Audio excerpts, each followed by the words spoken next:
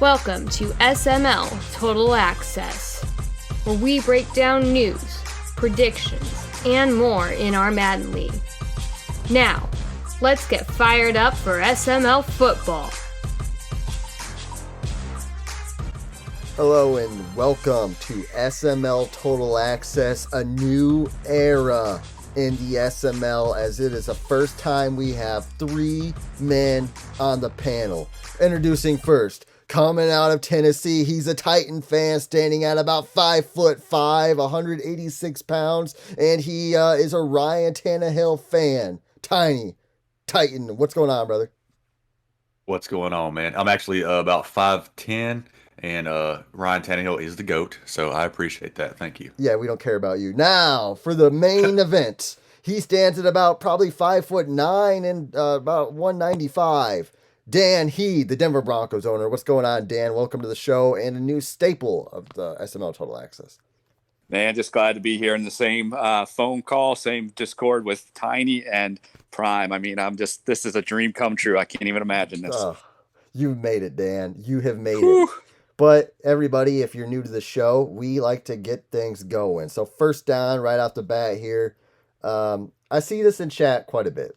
Madden, people like to argue, does Madden play like real life? Do defenses react like real life? I know some guys make the comments of, well, do defenses play true coverage? Some spots aren't open like they should be. What's your guys' thoughts? So I'll go first here. I think some concepts work. For example, I've talked to Dan. Like, I've asked Dan for advice. I won't be scared to admit that. And he's always told me he likes to do the high-low concept where, like, you're going to do two guys on the outside on one side. And, yeah, that seems to work at some points. But, like, man, I feel like there's some plays. Like, for example, when I played meets last week, I had a deep corner. Isaiah Simmons was out there. Of course, he's X Factor, whatever. But dude was off my guy like 10 yards. And I threw the corner route to the outside, and the guy ran like 15 yards to get a pick. And it's like, that makes no sense. Like, I understand there's some good players in the NFL, but that just doesn't happen, man. But to react to that, if your offense is always doing what it's supposed to do, I feel like everybody in Madden would complain that defense wouldn't be able to do any good. So, like, everybody would complain that the offense, you're scoring 65 points a game or whatever. So it's hard for EA to win, honestly. I feel like at that point, I'm not trying to defend them because they suck. Obviously, we've seen what they've done all these years, but I just feel like they need to reward the guys that are seeing open plays come at times. Look, I'll make this simple. The answer is no. Okay, that's why you can't look at what happens in the NFL and say, "Oh, we have to do it in the sim league." That's why Faz ran with Cook at the end of the first half, 75 yards instead of passing the ball, because we all know running is a better option. It does not play like the real NFL does, and nor should you expect it. So the more you can let that go, the more that you can just appreciate the game for what it does, and at least the close times, concepts that might work, might not work, you can try to add them in. But really, the game doesn't play anything like real life. Yeah, I agree with Dan here. I think that the point of the game not playing like real life, you need to accept that. And if you haven't accepted that so far, this game has never played like real life. Madden 21, this isn't a new concept. This game has never played like real life. The issue people are having is the stuff that worked last year and the year before don't work this year. So now it's a problem because their money making stuff is no longer their money maker. So they're forced to adjust. The game's not any more realistic or unrealistic than it was 3 years ago. It's changed a bit with abilities and certain things you can't get away with in the passing game now, and people feel like it's more or less unrealistic. But at the end of the day, like Dan said, if people are running draw plays and running inside zone with 45 seconds left in a half, it's just not realistic. But let's move. Go on. I agree with that. I was just going to put in the point there. I feel like when Madden 22 comes out, there's going to be a big shift of what works and what doesn't. So there's going to be a big shift on who's good and who's not, maybe for at least a season or so until like everybody can get adjusted. But yeah, you guys are completely right. Like, there's no way you should be, if you get the ball with 45 seconds left before halftime, that you can run the ball 3 times and get down to the 30-yard line and at least get a field goal. Yeah, it's pretty crazy actually. Let's move on now. Second down, buy or sell. Look, stock's a big deal. We got our Dogecoin, we got our Bitcoin. What's the SML coin? Which SML coin are you going in on here in the league? And I guess we'll start with Dan. Yeah, so I'm going to throw out the first name, and I want to hear if Tiny or Prime, I want to hear if you're going to buy or sell this guy. I saw him take the Super Bowl champ back to the woodshed and just smack him around. I wanted to know, are you buying or selling Matt? Oof. I'll go first. Matt, honestly, I'm selling. I'm selling Matt. He upset me in the playoffs one year, but other than that, he's been inconsistent. He doesn't stick with the run game like he needs to, so he gets away with it.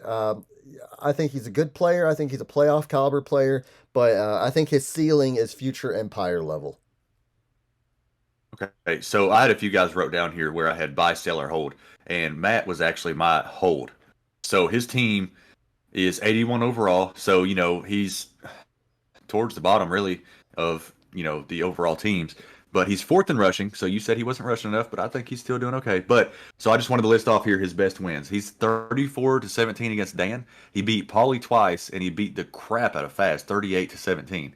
Now, his worst losses are 24-0 against Future, didn't score a point, and lost 19-7 against Figs. So obviously he gets in these ruts where he's just going to have these crazy games What where he happens in doesn't those win ruts? or doesn't do anything. Those ruts he's passing the ball is the problem. I think that's what's happening, man. Yeah, he's getting out of his game. Exactly. I don't know if he's not preparing or if he's just not ready to play or I don't know, man.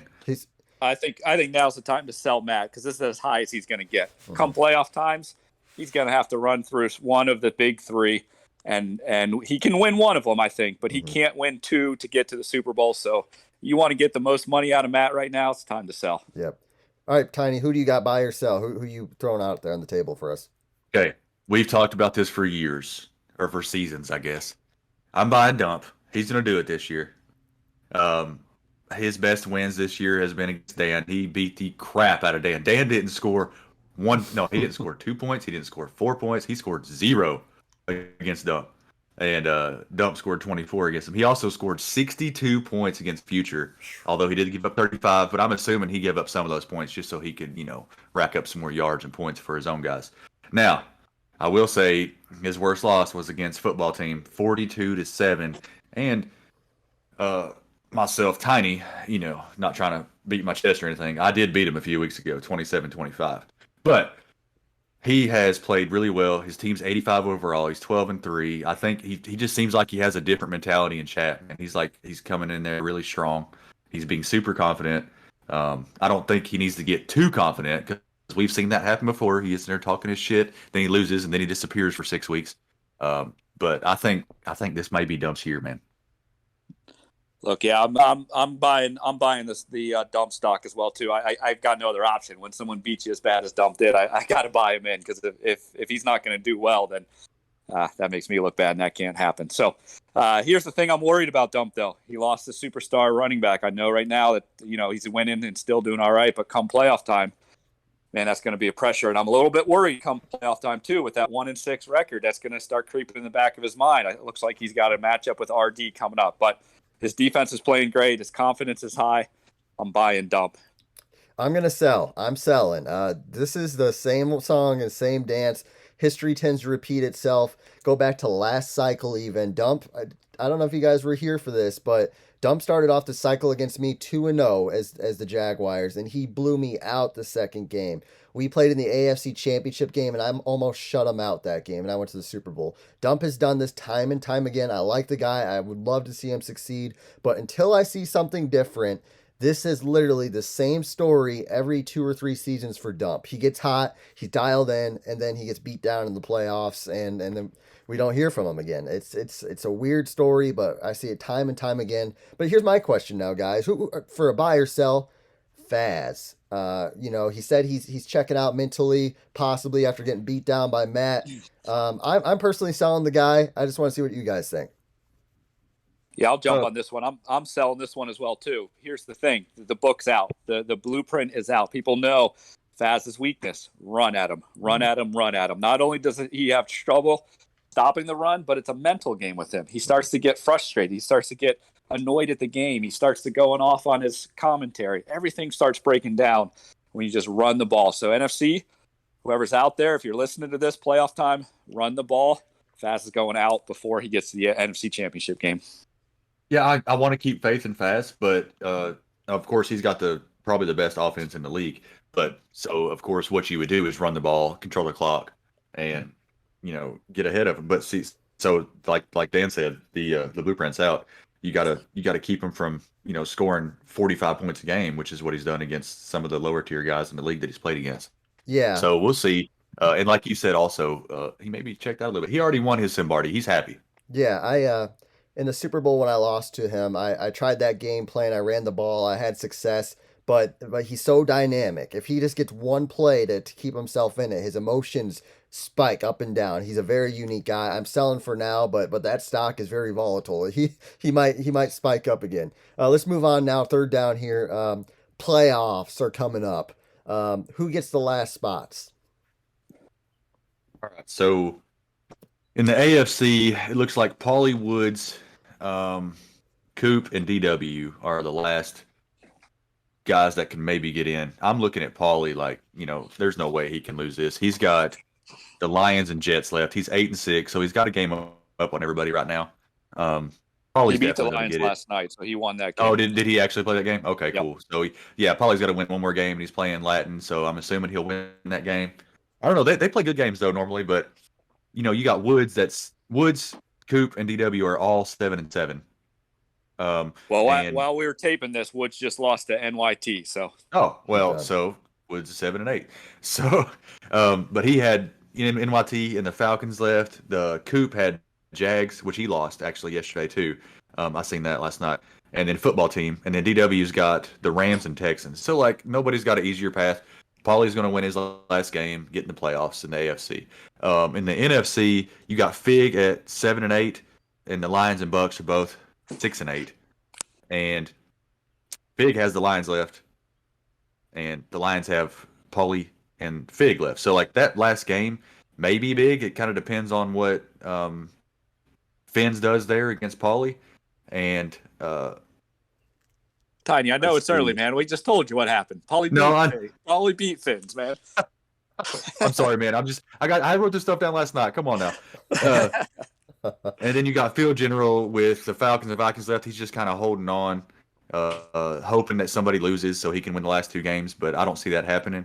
So we'll see what happens. I think Fig's going to get in there. So we'll see what happens there. I don't think he's going to do any damage in the playoffs, though. Yeah, if Figs wins, he gets in. He's got the inside track.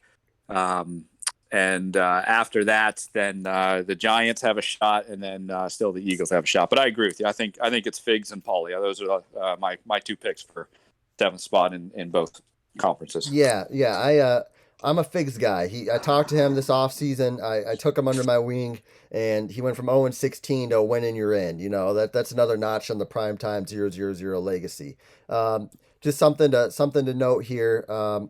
Over in the AFC, where a 7th seed could actually win. If Paulie gets in at 7th seed, which is very likely, that is a tough 7 seed. That is a 7 seed who could win a wild card round and possibly make it to the AFC Championship game without even thinking. Paulie, legit one of the toughest 7 seeds we've seen in the SML.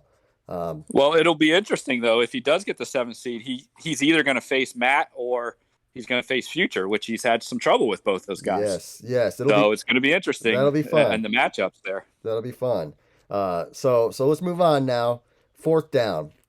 Top tip of the week. What guy would you want to, whether it's a roster tip, a gameplay tip, or just a tip in general? You guys got any tips or pointers for anybody?